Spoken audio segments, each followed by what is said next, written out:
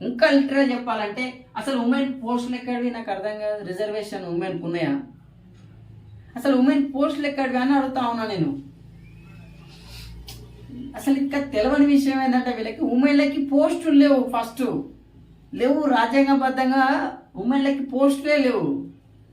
Women పోస్టులని మెన్కి కేటాయించొద్దని demand చేస్తుంది. రాజ్యాంగంలో లేని వాటిని క్రియేట్ చేసి కోర్టు కేటాయించొద్దు అంటుంది. ఉమెన్ పోస్టులని మెన్కి కేటాయించరు. అసలు ఉమెన్ పోస్టులు లేవు.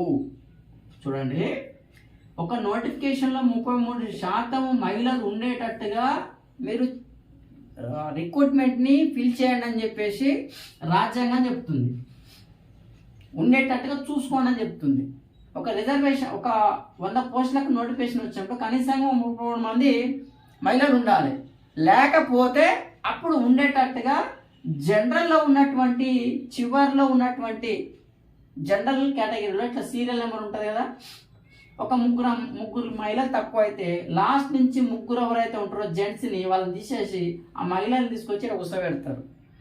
అప్పుడు ఈ ముగ్గురు తీసుకుపోయి వాళ్ళ రిజర్వేషన్లో, లేకపోతే ఓపెన్ అయితే ఇంటికి వెళ్ళిపోతారు. రిజర్వేషన్ ఉంటే ఆ రిజర్వేషన్లో ఫిల్ చేస్తారు. అక్కడ రిజర్వేషన్లో వెనక నుంచి ఉన్న వాళ్ళు ఎగిరిపోతారు.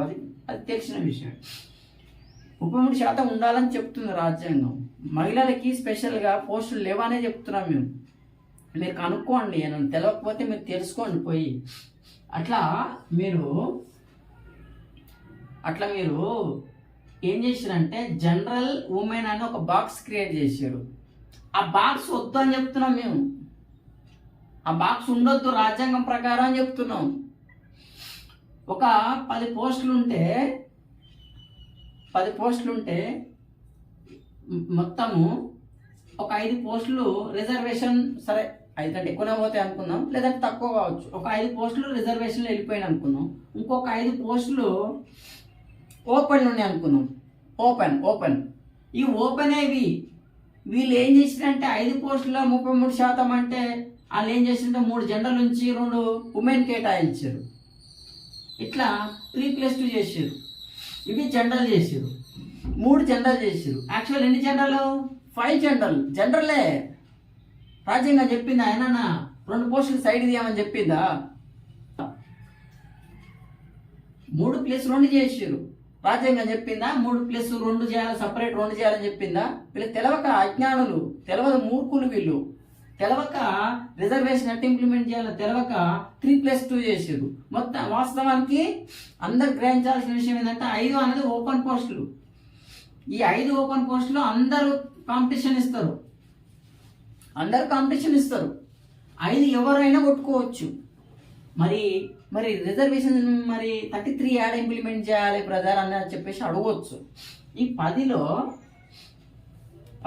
రిక్రూట్ చేస్తాం కదా. ఈ ప్రాసెస్లో 5 రిజర్వ్డ్, 5 జనరల్ ఉన్నాయి కదా.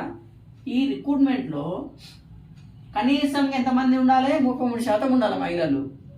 ఒక 33 అంటే సరే ఒక 7% ఎక్కువనే వేసుకుందాం.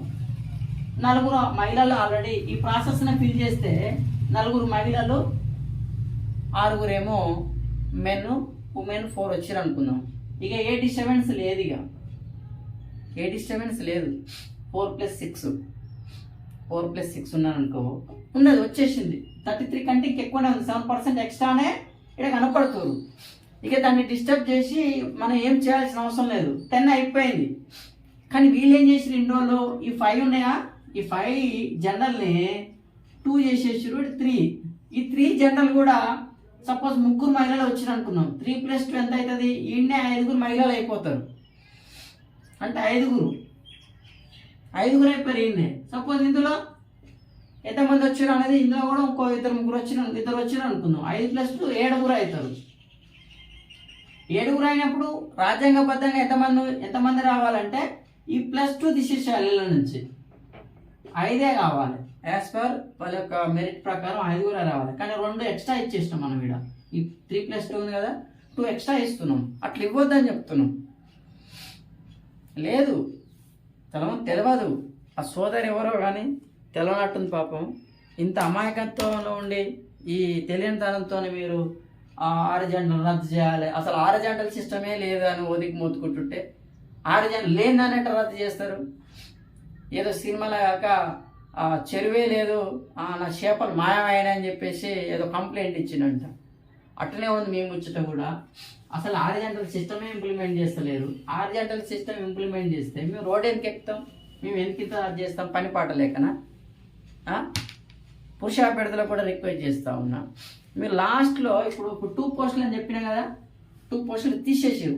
అవి జనరల్లోకి వస్తాయి. అంటే 5 అనేది జనరల్లోకి వస్తాయి కదా.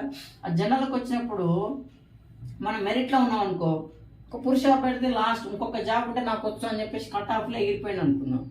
ఈ 2 జనరల్ రావాల వల్ల నువ్వు మెరిట్లో ఉన్నావు అనుకో, అక్కడ అమ్మాయిల కంటే మిగతా వాళ్ళందరికంటే మెరిట్లో ఉంటే నీకు జాబ్ వస్తుంది కదా.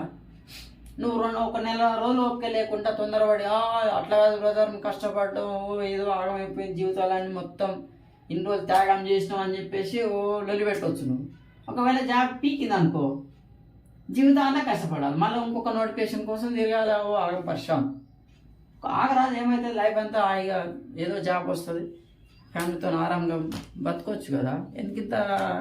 ఎందుకింత తొందరపాటు నిర్ణయాలు తీసుకుంటారు మీరు?